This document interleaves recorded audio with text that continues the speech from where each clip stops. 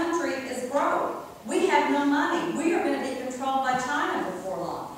So I want us out there, and again, as I said, we have to be very careful when we're going in, and we've got to stop going in as nation builders, because that's what we have ended up doing in both of those countries. We need to be a much stronger force, and believe me, I'm totally for our military. I support them 150%, but we are putting them in places they should not be right now.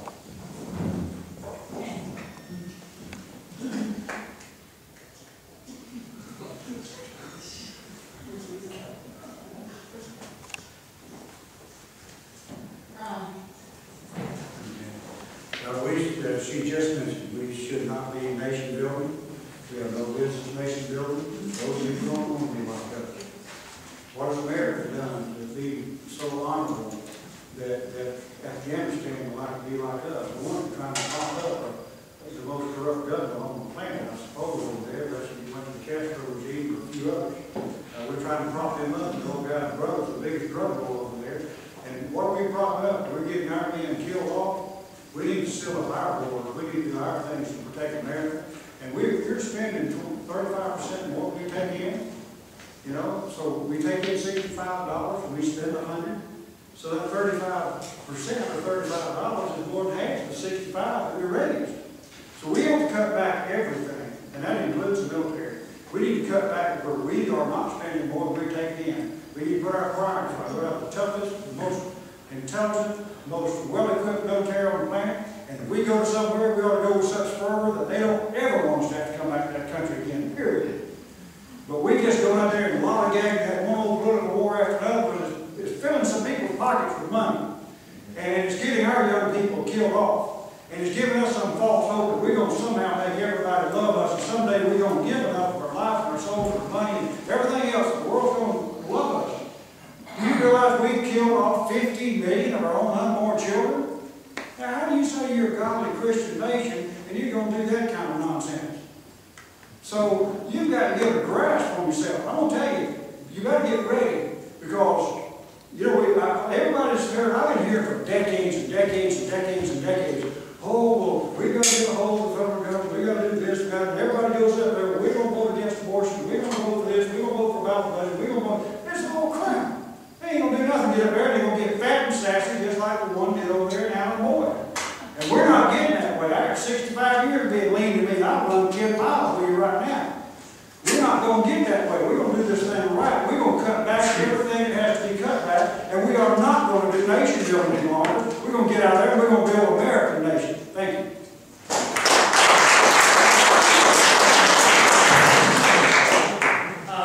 As far as let me say this about foreign wars. I hope they're always foreign. The last thing I want to do is have a domestic war.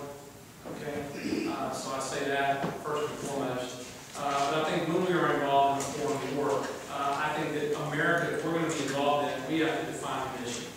Okay? The problem is whether you're in a business, whether you're involved in a military conflict, if you don't have a well-defined mission, and part of that mission has to be an understanding that we can't want more for foreign people than they want for themselves.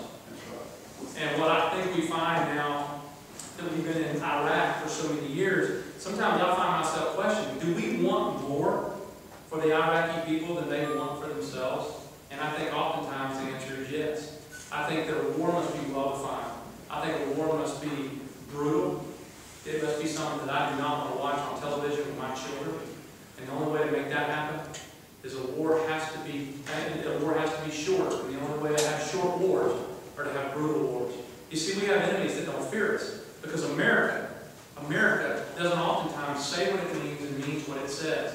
Unlike my house, when we grew up at home, my dad was the supreme authority. When he told us not to play in the street, we knew that if we played in that street, there was going to be a price to pay. We paid that price.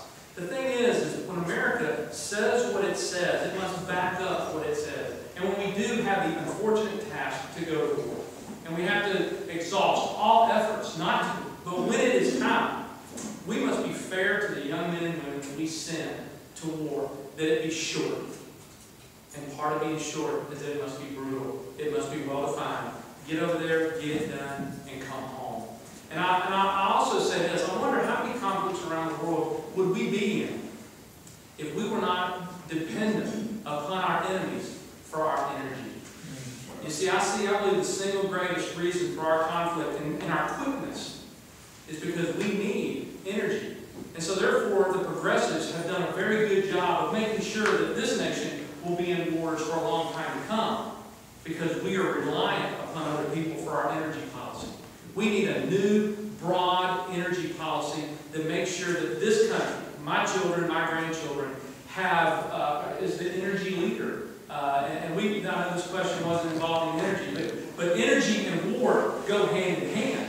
We have got to have a broad, encompassed energy policy going forward.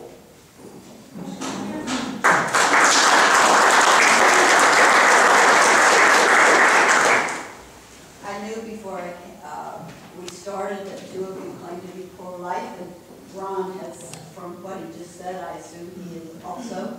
My question is, what have you personally done to further life for elderly people, for unborn babies, and for everybody in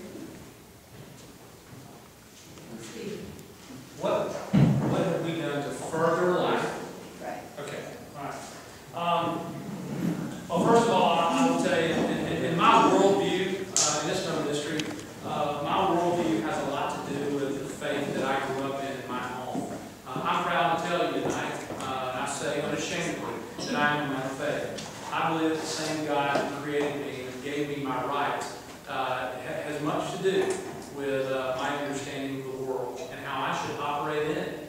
I believe that the God who made us gave us those rights, not at birth, but He gave us those rights at conception.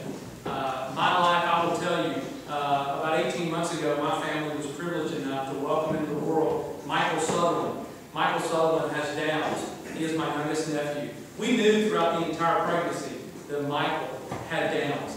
And so we began as a family to pray for Shane and Carol, and also to thank God that He chose us. He chose us to be the family that would raise Michael. And I have to tell you, Michael has been a blessing to our life. And my family, as a result, man, when it comes to Buddy Walk Time, which is the charitable event for Down syndrome, man, we turn out in droves. As far as making sure that the elderly are taken care of, for the last 4.5 years, I have raised hundreds of thousands of dollars for Covenant Hospice. And I have served on the Hospice Foundation Board. I understand that it's important not that a person just has quality of life throughout their life, in the waning months and days of their life, but that they have it with dignity, and they have it with a spiritual element to it. And so those things, obviously Michael and being a part of his life coming forward, but also being a film director, I believe that every life lived is worth recognition and is worth celebrating. And that's why we make sure, and a part of the indigent program in Panama City for 3 generations, we don't discard those that don't have family. We respect that life, even after that life has come to a close.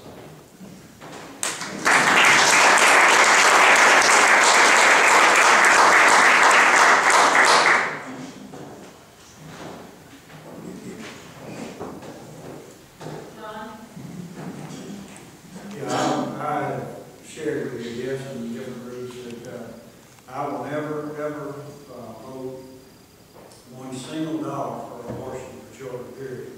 I don't care what the bill is. It's my only bill I ever offered before anything. It won't get my vote if there's any money at all for abortion. It's the most diabolical thing that's ever happened in this country. You look on the writings in Washington, Lincoln Memorial, Jefferson Memorial, and places like that, and how much was said about slavery and how it would certainly be visited by the Almighty or what we did there. There we were, and we still are today. Our country's just ripped us red because, we got a black president, he's half white, but he don't get credit for being half white, he gets credit for being black. And the world's just ripping itself apart because we're going to be politically correct in every way, we're going to do all these things, and we've just destroyed our country, destroyed our people, and it all rolls back to the great sin of slavery and all it did to our country and did to our people.